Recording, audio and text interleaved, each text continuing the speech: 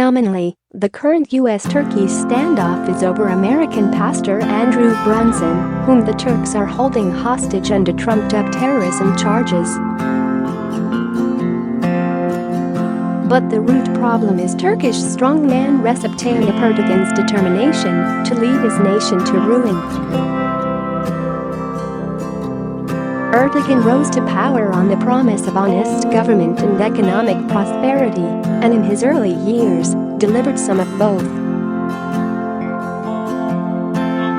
But his obsession with gaining an ever stronger lock on power, along with crushing dissent from all possible rivals, is undoing those achievements.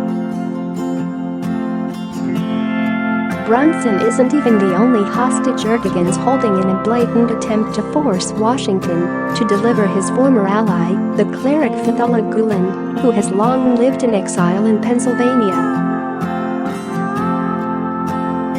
Erdogan blames Gulen for a 2016 coup attempt, as well as for the exposure of major regime corruption a few years earlier.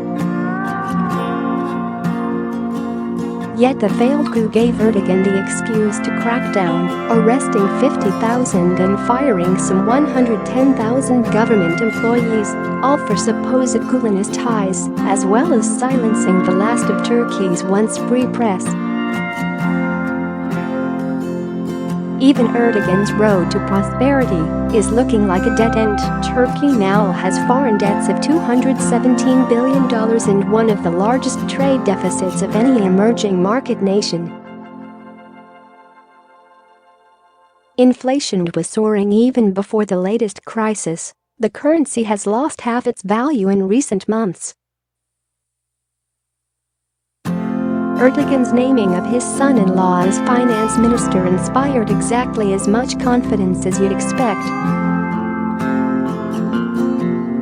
Then President Trump this month imposed sanctions over Erdogan's refusal to free Brunson, and he's threatening even more. Erdogan replied by calling for a boycott on iPhones and other American electronics products, meaningless bluster that won't even rally the autocrat's shrinking base of faithful. Between the state of emergency he declared after the coup and his victories in subsequent voting, as well as his years of purges of the military, Erdogan has achieved near total power, even as his policies are pushing the wheels off the economy. The common people are suffering, and will suffer more, if he stays the course. But the ever-increasing signs are that Erdogan doesn't care.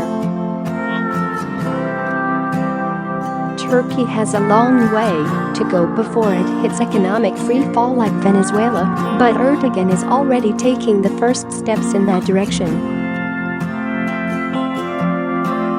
Maybe, just maybe, Team Trump's tough approach will shock the tyrant back to his senses.